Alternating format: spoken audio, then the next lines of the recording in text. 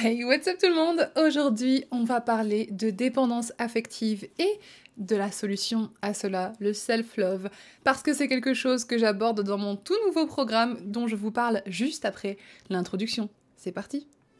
Hey, what's up? Je suis ton hôte Suns Up de mon vrai prénom Jade et je te souhaite la bienvenue sur ce podcast où on va parler de ta vie, la mienne et en gros celle de n'importe quel être humain dans ce petit monde qui a parfois tendance à être un peu rude avec nous ou bien au contraire à nous faire vivre des expériences incroyables. Ici, on parle bien-être, évolution, motivation, confiance en soi, amitié, amour, famille, bref, tout ce qui nous turlupine en bien ou en mal. Donc vas-y, raconte-moi. What's up? Comme vous venez de l'entendre, je viens en effet de sortir mon deuxième guide du Glow Up, mon deuxième programme ever sur les relations avec les autres. Du coup, ça, c'était parfaitement en thème avec ce podcast, qui de base, ce podcast, je devais le faire avant, mais en fait, bon voilà, vous savez, si vous avez écouté le dernier, avec le déménagement, tout le sbeul, j'ai eu trop du mal à retrouver le temps. Même là, j'ai trop du mal. Je suis en train de vous le faire, il fait nuit, encore une fois, je suis désolée pour ceux qui regardent la vidéo. Oh mon dieu, du coup en plus je brille, c'est incroyable. Il fait nuit, je sors de 7h30 de live, enfin bref. Mais j'ai vraiment pas le temps en fait, ce week-end j'ai un événement caritatif à Orléans. Donc en même temps que mon lancement, enfin bref, j'ai pas trop...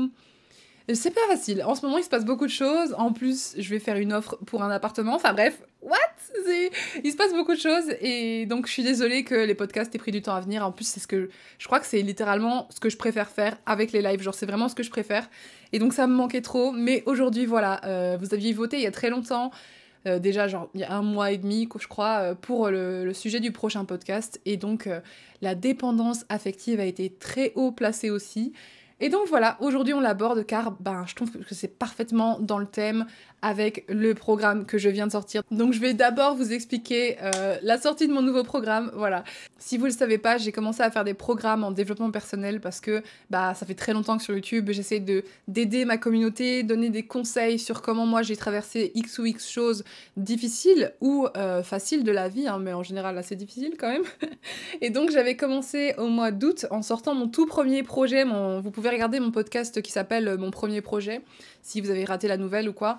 Mais j'ai commencé au mois d'août avec mon tout premier programme ever de développement personnel et j'explique tout dans ce podcast-là, donc je vais peut-être pas tout vous réexpliquer, mais en gros, là, le premier que j'avais sorti en août, c'était sur la confiance en soi, qui pour moi est la base solide, vraiment solide comme jamais de tout, en fait, parce que tu peux pas...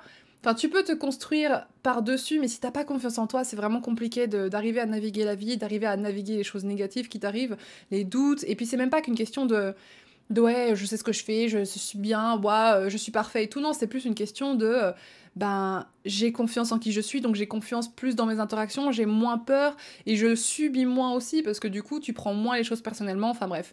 Et donc ça c'était mon premier programme qui d'ailleurs est toujours disponible, hein, tout le monde peut toujours le rejoindre si vous souhaitez, de toute façon tous les liens sont dans la description du podcast, autant sur YouTube que sur Spotify. Donc n'hésitez pas. Et sur les autres réseaux, je sais pas où vous m'écoutez, mais voilà, sachez que c'est en description.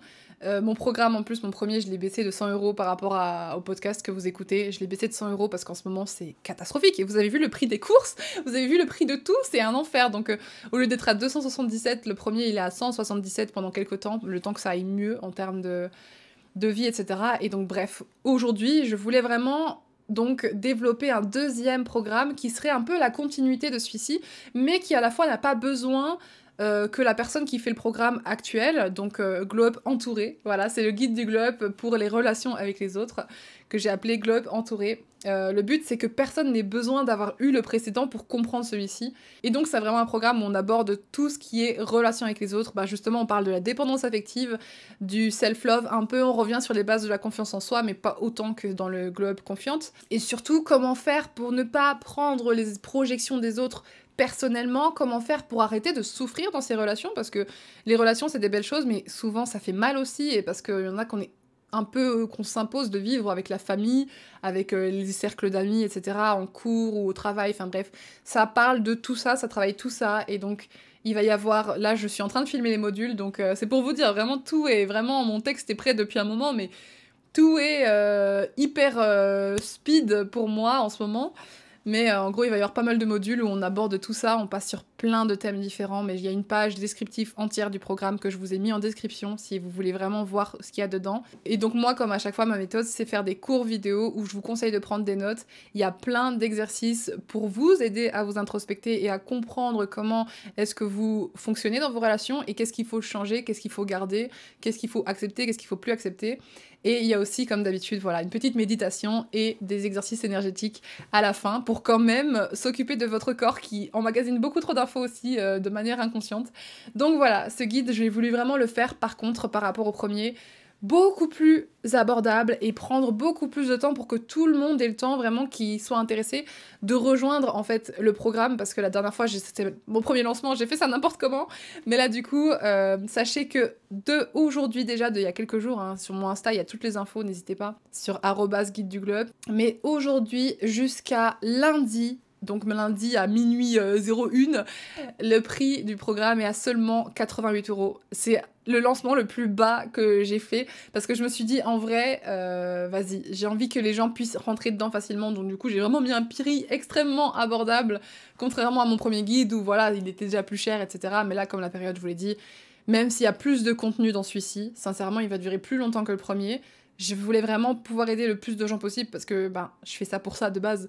Donc voilà, 88 € et vous aurez environ 6 heures de cours avec énormément de conseils, d'expériences, des questions pour vous, donc des petits devoirs en fait, c'est des devoirs. Je dis que c'est des questions parce que ça paraît plus sympa, mais c'est des devoirs. Et comme d'habitude, pareil, un accès à un Discord privé où il y a toute la communauté, où on fait 2 appels par mois histoire de vous accompagner là-dedans, parce que je sais que travailler sur soi et évoluer, c'est pas facile, donc du coup voilà, j'ai mis ça en place. J'espère que ça vous fait plaisir cette nouvelle, moi en tout cas je suis super excitée à l'idée de ça. Pour ça j'en parle beaucoup, mais bon, faut bien parler de ce qu'on fait de bien dans la vie. Donc voilà, vous avez jusqu'à lundi pour rejoindre le programme à moins 50%, ensuite il passera à moins 25%, donc ce sera toujours moins cher que le prix de base. Et samedi midi, samedi 19 novembre, il sort entièrement et il sera disponible toujours, mais il sera au prix plein. Donc si ça vous intéresse, n'hésitez pas à m'envoyer un message sur Insta ou directement depuis le lien, le prendre et lire ce qu'il y a à lire sur les infos. Voilà, merci beaucoup de m'avoir écouté, j'arrête de parler ça maintenant, on passe au podcast.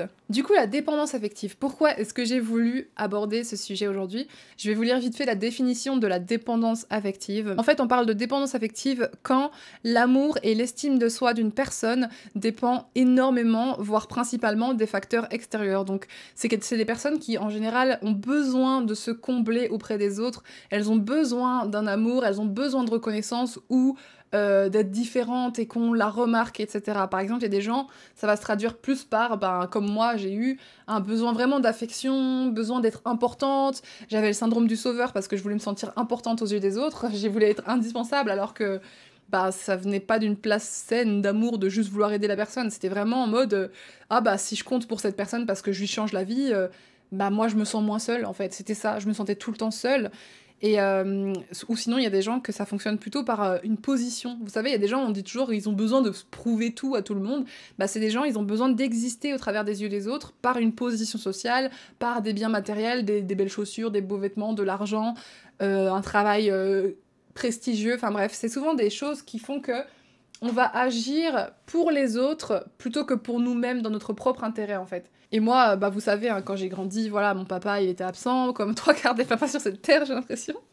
Et ma mère, c'était un peu compliqué, c'était complètement difficile nos rapports. Si vous avez entendu mon podcast sur la famille, vous savez comment c'était. Bref, je me sentais à ma place nulle part. Je me sentais aimée à ma juste valeur nulle part et ça m'est souvent arrivé de me dire, mais en fait, si demain je pars, tout le monde s'en foutra parce que personne ne m'aime. Même mes amis et tout, je savais que c'était des amis de passage parce qu'en fait, j'avais une peur de l'abandon tellement énorme que, si on croit vraiment à l'univers et tout, ça voulait que je m'attire à chaque fois l'abandon en fait. Sans le vouloir, je me suis attirée tous les abandons du monde. Mes meilleurs amis m'ont toujours fini par me quitter pour aller vers d'autres personnes. Alors certes, peut-être que j'avais des défauts, certes, peut-être que... Je sais pas, il y a des raisons qui ont dû les faire partir, tu vois, mais c'est terrible parce que moi, tout ce que je voulais, c'était que ces gens m'aiment et restent dans ma vie, et à chaque fois, ils sont partis, quoi. Mes meilleurs amis d'enfance ont toujours tourné le dos, ma famille, j'ai beau y vouloir communiquer, j'ai beau y vouloir tout l'amour du monde, je savais même pas comment j'aurais pu l'avoir, en fait. Maintenant, c'est différent parce que j'ai travaillé sur moi et que c'est beaucoup moins compliqué. je me suis formée en tout cas en me disant bah je suffis pas en fait, je suis pas assez pour être aimée, donc je dois apprendre à être assez. Et donc c'est là où la dépendance elle a commencé à être malsaine parce que en amitié j'ai littéralement essayé de changer de toutes les manières possibles et imaginables pour être acceptée, quoi. Genre, j'avais des potes qui arrêtaient pas de me critiquer constamment, mais tu sais, c'est des petites piques qui sont pas assez évidentes que pour que tu dises what, c'est bizarre, c'est méchant ce que tu dis là. C'est constamment des petites remarques en mode ah, toi tu fais souvent ça, ah, toi t'es comme ça, ah, toi c'est bizarre, t'as ça, ah, toi c'est bizarre, tu fais ci, tu fais ça. Enfin bref, vous savez, le genre de petites remarques un peu sournoises comme ça de fond et où toi t'es en mode comment. Enfin, je sais pas, je me sens pas à l'aise, mais tu sais, tu te sens pas à l'aise, mais pas assez que pour oser te rebeller et dire stop. Et comme moi, c'était étroitement lié à ma blessure d'abandon, la dépendance que j'avais, bah, je ne me rebellais pas en fait. Genre quelqu'un qui souffre de la blessure d'abandon, je vous conseille sincèrement de lire d'ailleurs le livre qui parle des 5 blessures qui empêchent d'être soi-même. C'est un livre très connu et puis c'est vrai que je me reconnais dans certaines blessures énormément et c'est choquant presque. Mais la personne qui souffre de l'abandon, elle va tout endurer. Elle préfère 1000 fois endurer la souffrance, le malaise, le disrespect, le manque de respect dans un groupe, plutôt que de dire stop, là tu vas trop loin, et partir et se retrouver seule. Parce que la plus grande peur de quelqu'un qui a la peur de l'abandon, c'est de se retrouver seule. Et pour moi, si je me retrouvais seule, c'était vraiment... C'était vital, c'était... je mourrais, quoi. Enfin, vraiment, c'est comme ça que je le voyais, c'est comme ça que je le vivais. Et... Et c'est pas tellement seul, uniquement genre ne pas avoir d'amis, c'est pas ça. C'est vraiment un sentiment de solitude profond que même si j'avais des amis, même si on m'invitait au cinéma, même si ma famille me faisait à manger, même si machin, je me sentais seule. Et émotionnellement, je me sentais seule. Et aujourd'hui, la seule chose qui m'empêche de me sentir seule comme ça, c'est le travail que j'ai fait sur moi, parce qu'aujourd'hui, j'arrive presque à m'en foutre de pas avoir trouvé autant de personnes de référence, parce que bien sûr que j'ai des personnes de référence, mais c'est pour vous expliquer que même si maintenant dans ma vie j'ai des gens qui sont beaucoup plus présents et qui m'aiment vraiment pour qui je suis au fond, il reste quand même que je vois que c'est mon mindset. Je vois que c'est parce que je choisis de ne pas me sentir seule, parce que déjà je suis ma propre compagnie, maintenant ça a changé, mais c'est parce que je choisis de ne pas me sentir seule que je ne me sens pas seule. Parce qu'au final, oui, je pourrais dire ma meilleure pote, bah oui, elle est pas tout le temps à mon cul, mes meilleurs amis, excusez-moi pour le langage, mais mes meilleurs amis sont pas toujours à mes fesses, en train de me demander des nouvelles tous les 3 lundis, tous les 3 jours même, bon bref. Amoureusement, j'ai eu énormément de relations puissantes, mais à la fois encore aucune où je me sentais 100% complète, donc j'ai plus de sensation d'âme sœur ultime depuis que j'ai 16 ans, enfin bon. Du coup, oui, je pourrais me sentir seule, mais non. J'ai juste compris que mes besoins n'avaient pas besoin d'être comblés par d'autres personnes, en fait.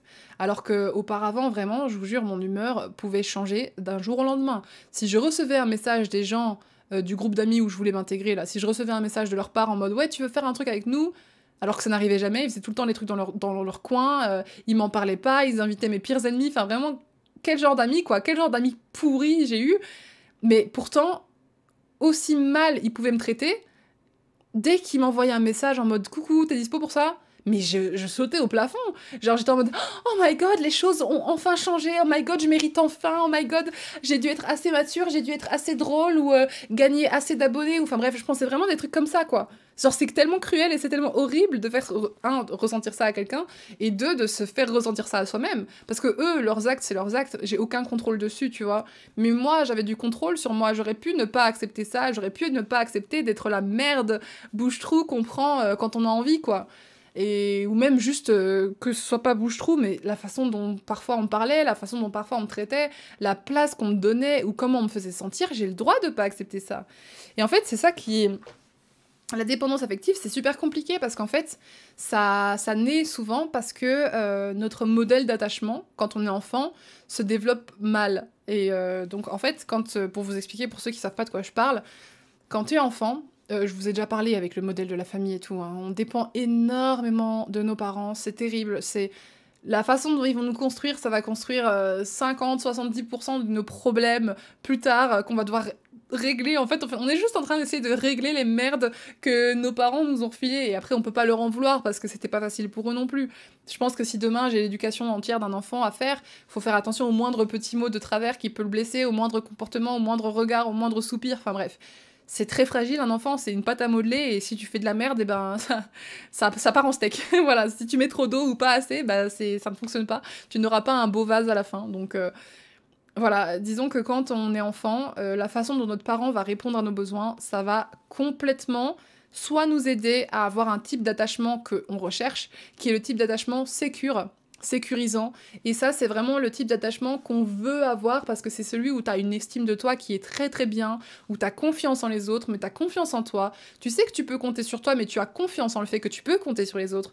Du coup, naturellement, tu vas t'attirer des gens où tu leur fais confiance, mais si jamais ils prennent pas ta confiance, enfin, s'ils ne méritent pas qu'ils te trahissent ou quoi, bah tu ne leur donneras plus ta confiance parce que tu te dis pas ah bah c'est moi le problème, j'ai dû faire quelque chose de mal et du coup ils m'ont trahi ou whatever, ils sont partis. Non, parce que t'as tellement confiance en toi, t'as été aimé pendant ton enfance, donc tu sais fondamentalement que tu as le droit d'être aimé. Moi, je sais que j'ai le droit d'être aimé que depuis quelques mois, c'est terrible. C'est terrible de dire ça, mais c'est vrai. Genre avant, je pensais pas, enfin j'essayais de pas y penser parce que ça me faisait mal, mais quand j'y pensais c'était vraiment en mode non, bah non, pourquoi je serais aimée, pourquoi tu m'aimes. Quand mes ex-copains parfois ils étaient vraiment fous amoureux de moi et je disais mais pourquoi tu m'aimes, je comprends pas, j'ai rien de, enfin je voyais tous mes défauts mais je voyais pas mes qualités en fait, je voyais pas ce qui était bon en moi et je voyais pas le fin fond qui était bon en moi et pourtant on a tous des qualités, on a tous des défauts, enfin faut arrêter tu vois.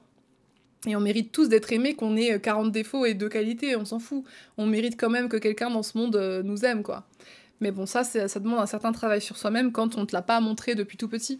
Et donc, bref, ce type d'attachement-là, ça va faire que tu vas te protéger parce que le jour où quelqu'un te trahit, tu veux pas accepter ça. Tu te dis, bah non, je me respecte, moi, je sais que je mérite d'être aimé, je sais que je mérite d'être traité mieux que ça, pourquoi est-ce que j'accepterais quelqu'un qui me traite mal? Là où les autres types d'attachement, c'est différent.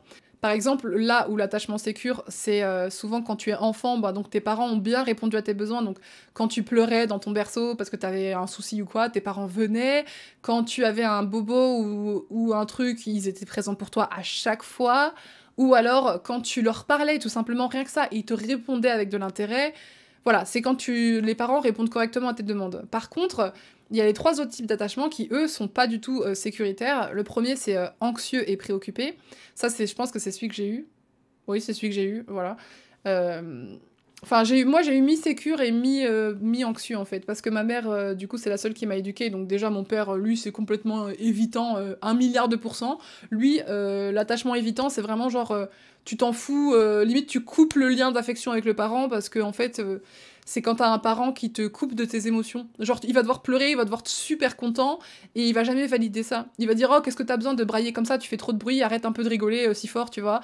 Ou tu vas pleurer, il va dire, oh, mais c'est pour les petites filles de pleurer, ou alors c'est, oh, arrête de faire ton bébé cadom, là, c'est bon, c'est pas si terrible que ça que t'aies pas ton chocolat cet après-midi. Enfin bref, c'est les parents qui vont te couper de tes émotions, qui vont dire, t'as pas le droit de pleurer, t'as pas le droit d'être trop heureux, t'as pas le droit d'être trop bruyante, t'as pas le droit de trop danser, t'as pas... Bref, ils vont te couper de tes émotions, et donc tu vas... Au bout d'un moment, tu vas te couper d'eux aussi, parce qu'en fait, ils font que te renier tout le temps. Et moi, c'est ce qui s'est passé avec mon père. C'est pas qu'il m'a dit arrête de pleurer, c'est qu'il était juste quasi jamais là. Pour les bons moments, il m'écoutait pas et tout. Donc, au bout d'un moment, j'ai juste fermé mes émotions pour lui et j'ai juste arrêté de l'aimer. Alors que je pense que petite, je l'aimais, tu vois. Et de l'autre côté, il y a ma mère, où elle, c'était plutôt sécuritaire, parce qu'elle m'apportait toujours Enfin, quand je voulais quelque chose à manger, j'ai toujours eu. Quand je voulais... un service, en général, elle râlait, mais elle me le donnait quand même. Donc, en fait, c'est ça. Et du coup, ça crée l'attachement anxieux et préoccupé, parce que l'attachement comme ça, c'est quand tes parents te donnent des réponses aléatoires. C'est genre, un jour, ils vont dire oui, un jour, ils vont dire non. Un jour, tu vas te faire mal, ils vont être là, oh bah mon bébé, alors tu t'es fait mal, bah qu'est-ce qui se passe et tout. Et le lendemain, ils vont dire, ah bah tu vois, je t'avais dit d'arrêter de faire le zouave. Tu t'es blessé, t'es tombé, tu t'es fait mal. Voilà, bravo. Enfin, voilà, c'est typiquement ça. Bah, ma mère, c'était ça. C'était, je lui demandais quelque chose, un service, il y a des jours, elle était de bonne humeur, elle disait, ah oui, vas-y, je passe par là, je te dépose et tout. Et il y a des jours, elle me faisait, ah bah non, elle râlait comme ça, ah bah t'as qu'à, en plus tu vas pas sortir comme ça et tout. Une fois, j'ai même fait du stop alors que j'avais 16 piges. Je me suis fait prendre dans la... Enfin, attends, non, je vais reformuler ma phrase. J'ai fait de l'autostop et un monsieur m'a conduite, donc... alors, parce qu'en fait, selon ma mère, j'étais trop habillée comme une pétasse, et donc elle voulait pas me déposer comme ça à la fête foraine. Donc j'ai dit, bah si c'est comme ça, moi je m'en fous, je vais faire du stop, je m'habille comme je veux, tu vois. En plus, c'était vraiment pas calamiteux, je m'habillais tout le temps comme ça à l'école, enfin, rien à voir, tu vois. C'est juste que ce jour-là, elle avait décidé d'être comme ça. Et donc, du coup, j'ai dit, bah ok, je vais faire du stop alors. Elle a fait, bah vas-y, va. Genre en mode, tant mieux si ça m'arrive, s'il m'arrive une couille ou quoi, c'est quoi le truc, enfin. Et donc j'ai vraiment fait du stop et j'ai eu de la chance, parce que quand on voit les histoires qu'on entend, un vieux mec chelou comme ça, qui me prend en stop, enfin il aurait pu faire n'importe quoi avec moi, j'avais 16 piges, enfin bref. Donc voilà, ça c'est un type d'attachement qui est préoccupé slash anxieux, qui va faire qu'en fait, en grandissant, en étant adulte, tu vas, et ça c'est ce que j'ai eu, toujours être plus préoccupé par l'état émotionnel des autres que le tien. Donc du coup, tu vas te dire, oh machin a l'air contrarié, machin a l'air pas content, machin a l'air triste, machin a l'air heureux, et tu vas avoir du mal à reconnaître tes propres émotions et à les valider en fait. Genre toi tu vas être triste ou en colère ou machin et tu vas te dire je comprends pas ce que j'ai, je comprends pas ce que j'ai, du coup à cause de ça il faut pas que je leur fasse ressentir ça. Enfin après j'étais pas 100% là-dedans dans ce schéma là non plus parce que ça dépendait avec qui, mais en gros, quand il y a beaucoup de gens où si moi j'étais upset, je leur faisais pas sentir que j'étais upset, sauf les gens où je pouvais me le permettre, tu vois, entre guillemets, mais où j'étais assez proche pour pouvoir le faire. Mais en tout cas, en général, c'était souvent, voilà, je savais jamais comment les gens allaient répondre à mes demandes en fait. Je me disais, autant ils vont répondre gentiment, autant ils vont me répondre mal, et donc ça fait des personnes qui ont besoin d'être rassurées constamment par les autres, et c'est très compliqué, parce que, voilà. Pour revenir sur l'attachement évitant, quand vous êtes adulte en général, donc c'est quand les parents ont été très coupés de leurs émotions, bah ça fait des gens qui ont hyper confiance en eux, donc ça c'est cool, mais le problème c'est que ils sont hyper indépendants et ils veulent que personne s'approche d'eux dans leur vie. Et enfin si en fait ils vont avoir plein d'amis, mais tu sais c'est les gens un peu de surface là, tu sais que tu vois boire un verre et oh t'es là oh my god ce mec il a tellement de potes et tout, c'est un truc de dingue, j'aimerais trop avoir autant de potes que toi. Mais en fait, c'est que des relations frivoles et il n'y a rien de profond et d'émotionnel. Et quand il y a un problème, ils vont pas forcément aller chercher au fond.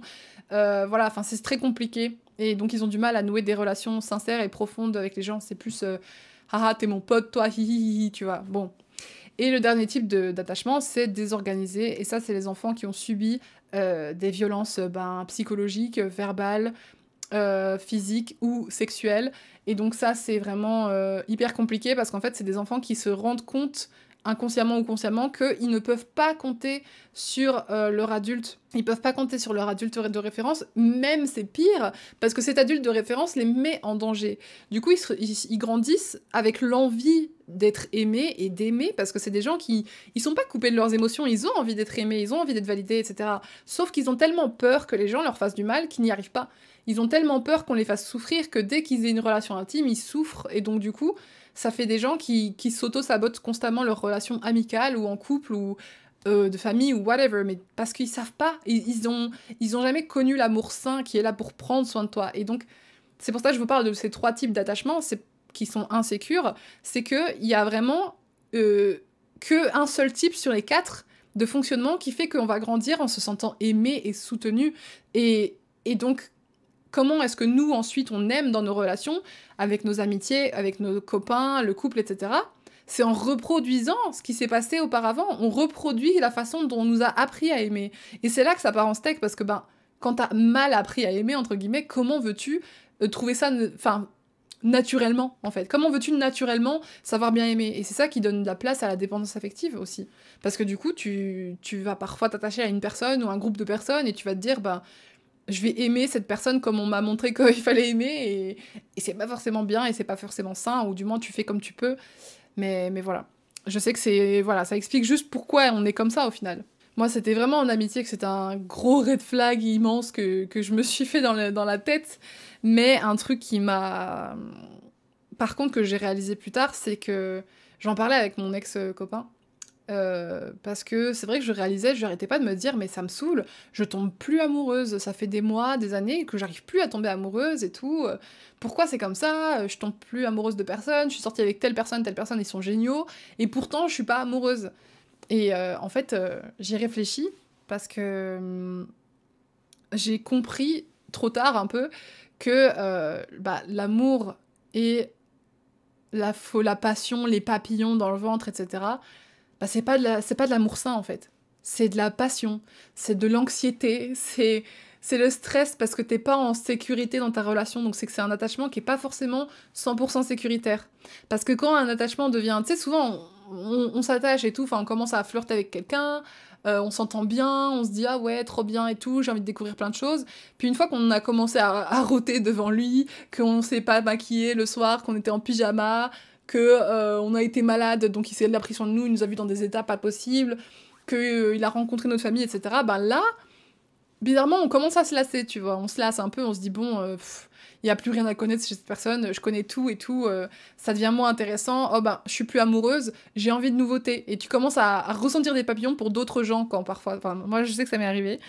Et avant, je me disais, bah, c'est juste que la personne n'est pas ce que je cherche, parce qu'elle est nulle et pas intéressante, enfin, je sais pas, genre... Mais pas du tout. En fait, c'est juste sain. C'est juste que t'as arrêté d'idolâtrer la personne, t'as arrêté de la voir comme ce qu'elle n'était pas, en fait. T'as découvert la personne comme elle est vraiment, et c'est pas nul, c'est justement sain. Ça veut dire que tu te sens confortable avec, que tu te sens en sécurité, en confiance. Parce que la seule relation où je suis restée amoureuse pendant 7 mois, 8 mois, alors que what the fuck, c'était vraiment une relation toxique, je crois que j'ai jamais vécu plus toxique que ça. C'était juste parce que c'est quelqu'un qui, comme il ne faisait pas sentir en sécurité dans la relation, parce qu'il était... Il me mentait, il était violent en plus, enfin, c'était celui-là, il me mentait et il y avait constamment cette espèce d'ennemi en commun vers qui il retournait de temps en temps en schmette, donc même j'avais surpris des MP où limite il me trompait en MP, enfin bon, il y avait rien de sécuritaire et donc du coup je restais amoureuse de lui parce que quand il me donnait des moments, c'est comme avec c'est de la dépendance affective, les moments où il me donnait des miettes, je les prenais fois 1000. Genre, on allait avoir des grosses disputes, des moments où je me dis, putain, il préfère cette personne que moi, il m'a à moitié trompé, il a fait ci, il a fait ça. Mais quand à côté, après, il m'offrait, on passait un bon moment ensemble, c'est comme si ce bon moment rattrapait tous les horribles moments qu'il y a eu avant et qui étaient globalement les moments qui englobaient la relation, quoi. Et c'est pas normal. Alors qu'une personne où tout se passe bien, bah oui, c'est ennuyeux, mais c'est la vraie vie, c'est le vrai amour, ça, c'est l'amour sain. Et donc... C'est vrai que maintenant que j'ai compris ça, c'est seulement depuis que je suis vraiment sortie de ma dépendance, parce que j'ai pu faire le parallèle avec mes amitiés où je vous expliquais au début, ils me donnaient des miettes. Et moi, je les mangeais, là, oh my god, comme si c'était le resto italien, Michelin, 5e étoile, enfin je sais pas, genre un gros McDo, là, j'étais là, oh, les miettes d'affection, oui. Parce que c'était tout ce que j'avais de leur part. Et quand t'as des gens qui te donnent tout le temps de l'amour et tout le temps de l'affection, ça paraît normal pour toi. Et donc, ça te fait pas de papillon dans le ventre. Et je sais pas, réaliser ça, moi, ça m'a fait un gros déclic. Et donc bref, je sais pas où va cette phrase, mais voilà, ça m'a fait un déclic. Et ça fait, à chaque fois que je réexplique, quand je vous en parle, je suis en mode, ah ouais, ça fait sens une deuxième fois. Mais bref, du coup, je voulais juste vous donner un petit tips. Si vous êtes dans cette situation, que vous savez que vous vivez des relations où c'est beaucoup trop intense, mais pas dans le bon sens du terme, où vous êtes en dépendance affective après votre famille, après des amis, après votre amoureux, après des miettes en fait que les autres personnes sont prêtes à vous donner plutôt que totalement ce que vous méritez, sachez que le seul et unique truc qui peut vous sauver, ce n'est pas une autre personne, ce n'est pas, je sais pas, une autre famille, d'autres amis, ce n'est pas de l'amour venant de quelqu'un d'autre, c'est de l'amour venant de vous, et on en a déjà parlé plein de fois, mais là, ce podcast, c'est le self-love, les gars, le self-love. Le seul amour qui peut sauver et vous combler à 10 000%, c'est le vôtre. Parce que, pourquoi on a besoin de combler comme ça ? Parce qu'on nous a construits pour ne pas qu'on s'aime. Ceux qui ont un type d'attachement fucked up à mort, c'est parce que les parents n'ont pas donné cet amour et n'ont pas dit « Regarde, tu as le droit d'être respecté et aimé à ta hauteur. » Et donc, du coup, il y a un énorme trou béant qui n'attend que ça, d'être nourri par les autres. Vous voyez ce que je veux dire ? Et...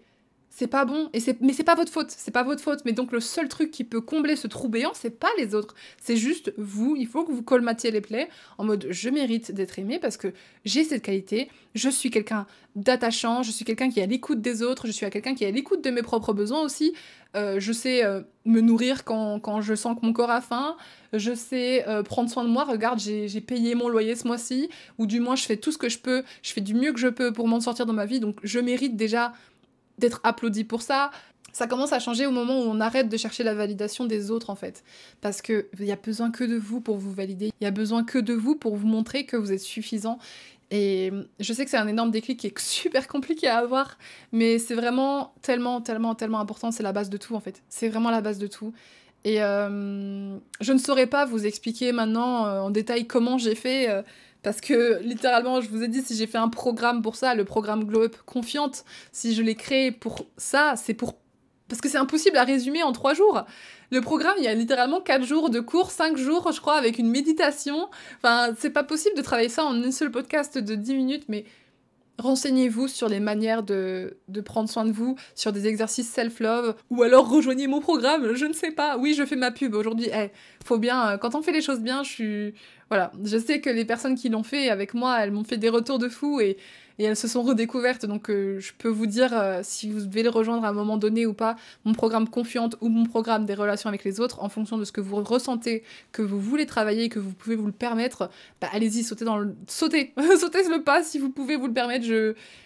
J'ai vraiment fait ça bien pour que ça change votre vie et que ça vous aide, donc voilà. Mais sinon, vous pouvez continuer à vous contenter de mes podcasts, c'est très bien aussi. Je donne ce que je peux, comme information, je fais ce que je peux pour que toutes les informations les plus essentielles soient là et pour que vous aider à travers ces podcasts. D'ailleurs, je sais que je le fais souvent, mais à vous remercier encore une fois pour vos retours à chaque fois. Je sais que en fait, c'est marrant parce que quand je poste un podcast, vous me dites toujours oui, ça me fait tellement du bien, t'entends tes vidéos, ça me rebooste, ça me fait du bien que quelqu'un parle de ça et inversement, moi, ça me fait du bien de vous partager ça et d'avoir vos retours et je me dis cool, je suis pas en train de partager un truc qui n'a aucun sens, quoi. Donc, bref. Voilà, sachez que le self-love, c'est tout ce qui vous sauvera. Et voilà, faites-vous des petits rituels, prenez du temps pour vous. Si vous êtes fatigué, que vous savez que vous êtes triste, faites-vous un petit repas ou offrez-vous un petit resto si vous avez les moyens. Ou prenez-vous un petit bain d'eau chaude ou faites-vous un petit... Je sais pas, une petite session soin, vous mettez de la crème sur votre corps, vous écoutez de la musique calme, vous vous asseyez avec un livre, enfin bref, je sais pas, mais... Prenez du temps pour vous et arrêtez d'essayer toujours de vous ressourcer auprès des autres. Je sais que ça marche bien pour certaines personnes, mais se ressourcer auprès de soi-même, c'est très important aussi et c'est totalement possible pour chacun d'entre vous. Prendre du temps pour soi, c'est déjà une façon de se montrer qu'on s'aime.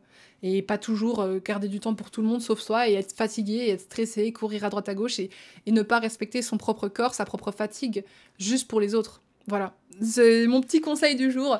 En tout cas, merci beaucoup d'avoir écouté ce podcast et je vous rappelle donc pour les programmes, toutes les informations sont en description de ce programme. Oh purée, regardez comment je suis matrixée, mais je suis en plein dedans, je suis en train de filmer les vidéos et tout et... Bref, ça ira mieux après le lancement, le 19 et tout. J'aurai enfin du temps pour faire des choses. Là, j'attends ça depuis... ça fait des mois, les gars, j'en pouvais plus. À Paris, j'avais tout le temps des activités et tout. Et d'un côté, c'est fun, mais d'un côté, ouais, j'ai envie d'être tranquille. Donc là, je vais avoir un mois où j'ai rien à faire après le 19 et je vais juste pouvoir travailler, faire mes routines et me concentrer sur moi. Ça va être bien. Donc voilà. Toutes les informations sont dans la description du podcast et sur la description YouTube. Merci beaucoup de m'avoir écouté et je vous fais de gros bisous. Je vous dis à la prochaine pour un prochain podcast.